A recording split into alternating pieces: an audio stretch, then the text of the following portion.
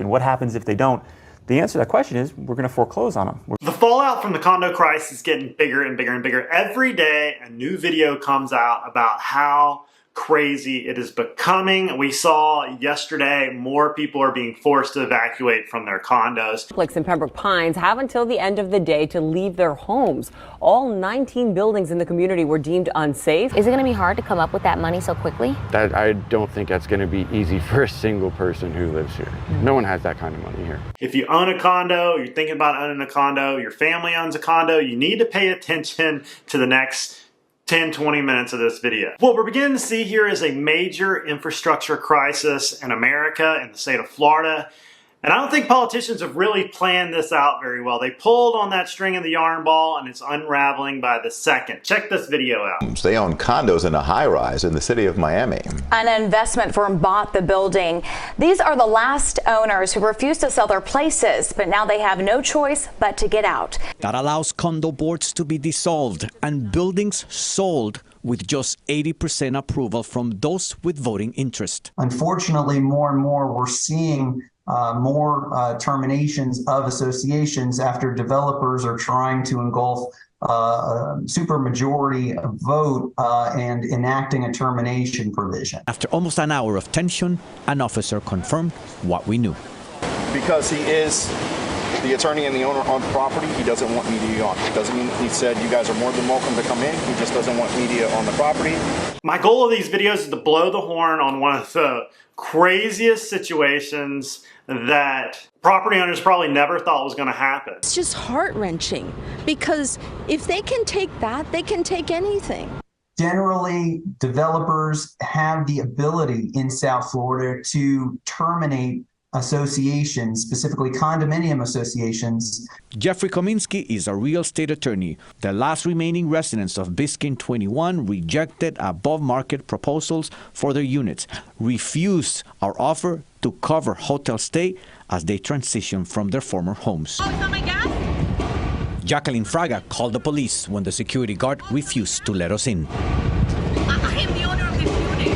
There are people being forced to evacuate their condos. They're being forced to sell their condos, and some are just flat out getting them sold out from underneath them. If you haven't been paying attention, the SIR study, it is a structural integrity study that is due every 30 years, every 40 years, depending on where, what, and how, and what state you're in. And in the state of Florida, these studies are happening right now. They're due by the end of this year. Allowed from Florida law that allows condo boards to be dissolved and buildings sold with just 80% approval from those with voting interest. Seeing more terminations of associations after developers are trying to engulf supermajority vote and enacting a termination provision. Some people are getting just months to fund these assessments. These assessments are coming in at 10, 20, 100,000, 200,000. I've talked about this in 3 or 4 videos in detail. Check those videos out where I went in depth on this topic. Our neighbors here in Orlando just got a $22,000 bill. Condominium in Miami this week, they're being asked to pay $175,000 each towards their 40-year recertification. Say that they were dumbfounded when those repairs were at the tune of nearly $50 million. My goal is to keep blowing the horn on this until everybody knows exactly what is coming down. Because I keep talking to people and they don't know that there are assessments being handed down on these old buildings. And then some of them are just not even going to be worth actually fixing. Just because you get a price to fix a property doesn't mean that it's doable. Sometimes it's just better to knock the building down and start anew because these buildings only last so long. That's why the IRS allows you to depreciate them out. Brick decays, lumber decays, PVC decays, plumbing, wiring, everything decays over time. And what we're beginning to see is when these SIR studies are coming back, they're coming back as some of them are coming back way, way, way over budget. They have about 2 months to come up with it all. Where leaders say the reserve fund is short more than $17 million. And as we know, in everything that has to do with real estate, that there is a factor in which the margin of error on the budget of a project usually goes over, and sometimes it takes way longer than we thought it was going to take. And you're going to see that these people are going to have to move out of their condos in order to fix these things, these structural issues, which I detailed in all these videos.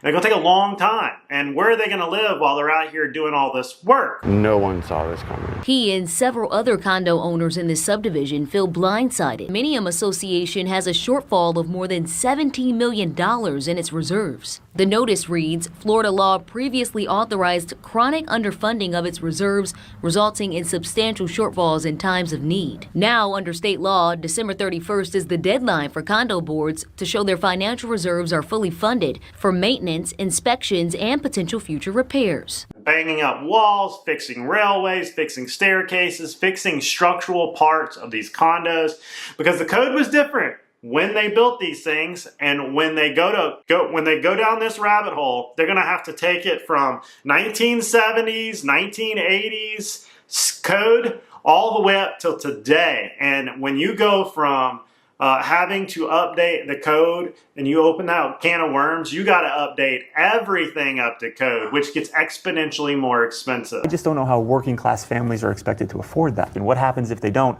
The answer to that question is we're going to foreclose on them. We're going to kick these people out of their home. Because if this starts happening in condo communities all over Orlando, people are just going to leave. It's going to be a mass exodus. There are 1.5 million condos in the state of Florida, and 37% of them are in Broward and Miami-Dade. If that gives you an idea of how much of a problem this is going to be for Miami itself. I mean, this could really turn Miami upside down. And as I've said before, that Florida is the breeding ground of this problem. And this is just going to go throughout the country. Anywhere that there is a piece of property, a condo, a large structure next to a waterway, next to water, next to a cliff like we're seeing in California. If you watched my last video where that big condo on the side of the cliff in California was starting to collapse, the ground was just coming out from underneath it. They're going to require these structural surveys in order to get insurance and in order to get letters of occupancy. It's going to be absolutely crazy. Insurance, good luck with that. And rightfully so. I mean, these buildings are starting to come down. You don't know who built them. They were built so long ago. And if you went through the document process on these bad boys, you would find out that there was probably a shade of corruption somewhere in them. And when you buy a condo, you are basically marrying a condo association. And what we are seeing in some of these videos is that somehow, some way. But as we came to the gate, we were told we were not allowed in because we are media. Some of these big real estate firms have gotten inside the condo boards. And if you've ever seen the hostile takeover of condo association, that's what they're doing. They get on the board, they raise the assessments up past where anybody or most of the majority of the people can pay them. And then they say, well, if you can't pay, then we're going to foreclose. And that's what's happening. Or they just sell the condo out from underneath them and you've got to vacate. And that's what's happening in these videos. And it's just like, you got either too much to pay or we're turning the lights out in 2 months. And if you've ever engaged in one of these legal battles, I'm not a lawyer. I'm just telling you, if you've ever engaged in a legal battle, you will find out that it's an uphill battle fighting these large conglomerates. They have all the attorneys. You don't have an attorney.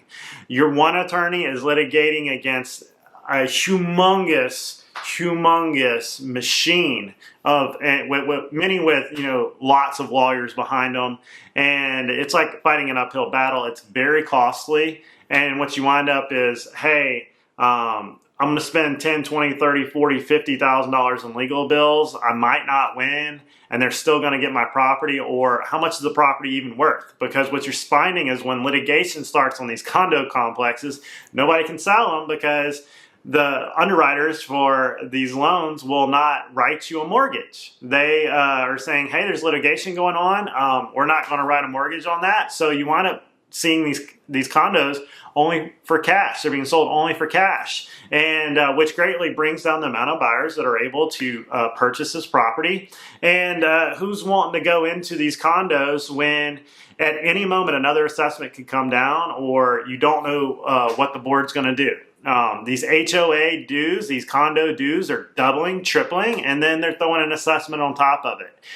As I stated on these SIRS studies, these engineers, one, when they purchase a SIRS study, you don't know if it wasn't somebody that had a hand in the renovation costs that are going to come down. Property managers brought in their engineer. They claimed the building needed $46 million in repairs. So let's break this down. $46 million means that every condo owner needed to cough up approximately $175,000. Now keep in mind, the entire building itself is worth $50 million. So residents hired a different engineer to do the same assessment, and they were told the building needed $23 million in repairs. Attorney Jane Muir was hired by the residents to fight against the property managers. Upon further investigation, Jane says the engineer largely inflated the cost for repairs, and residents believe the property manager, called ACAM, is not only inflating numbers, but also wants to hire their sister company, called Project Management Group, to do the repairs, which would be a conflict of interest. If you watch the video I'm sharing right here, these people, basically the condo association managers, the condo managers, these big conglomerates, you don't know who they are, who they're friends with, who they go golfing with, are hiring out their sister companies to do some of the repairs. And I highly suggest, this is just my opinion, that if you are in these condos, if you are a condo owner, do your due diligence on who is actually doing the SIRS study. And is it over budgeted? Get a second SIRS study from another company, a third-party company, a company that has nothing to do with this company. Because in some of these videos that are being reported, they are saying that it was $50,000. It was $46 million to do the repairs, $175,000 assessment apiece. They go and get another company to assess the property or to study the property and give them a budget of repairs, and it's coming back at like $25 million.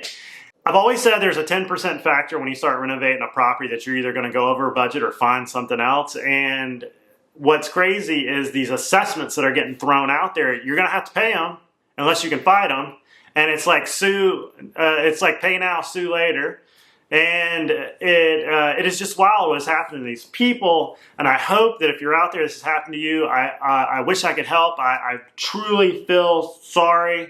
I'm doing my best to get the word out there to help everybody try to battle through this. Two Roads Development, the real estate firm that now owns the building. Unit owners allege they were manipulated, deceived, bullied, and pressured to sell their units to the developer. The letter they received informing them the building services would be discontinued Friday. Residents first learned of that as early as March of this year. As you know, the building is in need of significant deferred maintenance, which precedes TRD Biscayne LLC's completed acquisition of the property in December 2022. About 184 units at the property have been successfully vacated, with the exception of 6 remaining units remaining as unlawful inhabitants of the property. My property is not for sale. I never put my property on the market. I came to this apartment in my wedding dress with my husband, got married in downtown. I made my children in this unit, and I wanted to come and retire here. If it was me and I was going through this, I would request so many documents from these condo associations that I could have a good paper trail to take to my attorney. I would try to get me some type of financial accountant that could go through all these documents and see if there's any type of criminality. I'd be talking to my legislature. I'd be talking to everybody I possibly could think about, to find if there is real criminal ill will on this. A lot of this over the years, as the boards have changed over and they knew these things were coming and they probably never told anybody, because these SIRS studies have been around for a while. And most people on the boards knew they were coming. If they didn't, well, that should be just neglect itself. But they kicked the can down the road saying, you know what, I'm going to sell before we have to do these assessments. And we're seeing that these previous condo owners, these board member owners, knew this was coming. They knew there was going to be giant assessments, and or they just kicked the can and said, we're not going to do it until we absolutely have to, and now they're caught holding the bag. Almost 40% of people that have been interviewed have said that they believe that the infrastructure in this country has been going down the drain as we pump more and more money overseas for these endless wars. Trust me, I went to the last one and I saw how crazy and how much waste and abuse happened during that war. But yet we're staring at condos collapsing. We're staring at very corrupt governments over the top of this, overseeing these corrupt corporations doing this to these people. And it is just outright terrible. I mean, we just see on the news these short conflict zones, but there's like 140 different conflict zones going on right now. We don't have money for our own infrastructure. You go drive down any roads, we got potholes, we've got homeless people, we've got stuff going on all across this nation, but yet there's always more money for a war. I have, as I've grown older, has said, there's just enough. And, we like to pick and choose, oh, that's state budget, that's government budget. But when you look at it, all these things in our infrastructure are taking a hit. And let me ask you this question. When this whole condo thing goes down the tubes, or let's say they start crushing them, because I've said from the beginning, this is a land grab. This is very expensive land, and they are looking at old buildings that have met their term or just are not struck, like the infrastructure just can't do much with them. Like if you look at Cocoa Beach, where some of these condos are 3 stories max, and they know they can crush these condos that are 50, 60 years old and put 40, 50 story buildings up, and then they can redo the plumbing and the parking lots and the way things go to and from on these little bitty islands, these little bitty parcels of land. That's what they're going to do. That's what they're starting to do. It is just furious to know that when these condos go to zero or they go down in value, as we're seeing, and these people can't get out of their investments, they're going to be foreclosed on. They're going to go bankrupt. They're going to lose their life savings. Everybody out there with fixed incomes, if you're on a fixed income and you are looking at this situation, what are you going to do? Like all of a sudden you got to cough up 200 grand, 300 grand on an investment you bought a long time ago, thinking you were just going to be free from maintenance, but all of a sudden something that happened on the far right side of the building is now your problem. A lot of people are starting to question, why am I in this condo? Why am I sitting here being a victim of what somebody on a board says or does that probably has ill will or could have ill will and want to actually sell to these large conglomerates? And then for it to be crushed, swept under the table, and nobody can really sue the government entities. It is, as they say, sovereign immunity. It is a terrible thing. Hashtag not a lawyer, just my opinion. We need to have some really good discourse in America. We need to have both sides arguing with each other in order to fix these problems. Because it seems like we just have this crazy tribalism that just wants to say, well, you said this, so you've got to be that. And you said that, you got to be that. No, you got to question everything. And have a discourse. I want y'all to comment down below what you think and how to fix it. And maybe in the arguing back and forth, we can come up with an answer to fix this problem. I can tell you right now, these legislatures are not going to fix it. They're going to wait until the next session. They've already said it. They don't want to have anything to do with it. One, because these large conglomerates are on top of them, and that's who puts them in office. Got to hold them accountable and say, hey, if these buildings go down in value, so does the tax rolls, so does the schools, so does the public library, so does the sheriff's department. Those budgets are going to get slashed if the price point and the taxability of these condos go down, down, down, down, down. All the utility workers, all the infrastructure workers, all the maintainers, the maintenance people, the contractors, like they are going to see it. It has a ripple effect, as real estate is a set of dominoes. See, these developers have figured out a way to terminate these condo associations and then just devour the land out from underneath it, or crush it, or do whatever they want to with it. And they changed this law, and I've talked about this a few times. They worked through this law years ago, setting this up. And it seemed like right around the same time as this idea of the SIR study was kind of coming about. Yes, these buildings did need to be maintained properly.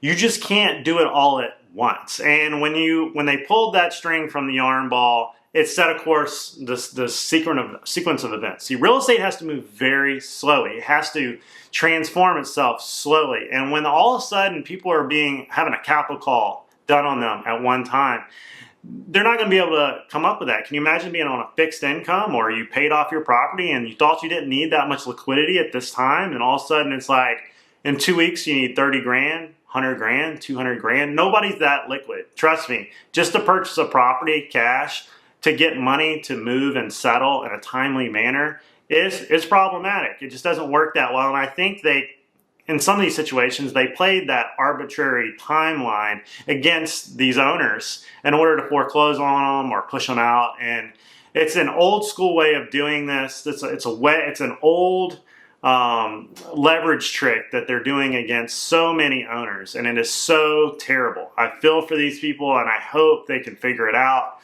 We're seeing some of them, like I told you, that are wooden or stucco, that are not concrete. The assessments on them are just horrendous. Some of them are actually being, some of these people are actually just saying, hey, we can't fix this condo. Like, you're gonna have to vacate. The city's gonna condemn it. And oh, by the way, your mortgage payment is still due. Your taxes are still due. And you're gonna have to go live in a hotel room with your family until, we don't know. We don't know. And some of these condominiums, these condo associations are bankrupt. They're insolvent. There is no help coming, and the insurance is not going to cover the structural neglection, like the fact that they haven't been maintained for many years. The insurance is not going to cover that, in my opinion. And it's sad. It's crazy, and they should peel the orange peel back many years and say, whoever the head of the condo association was, and those meeting minutes, the minutes of that meeting, and they said, we're not going to fix that roof, we're not going to fix the termite damage, we're not going to fix the stairs. There's got to be a fiduciary duty there, and I think maybe the legislature needs to actually go down that rabbit hole and say, John Stevens, ...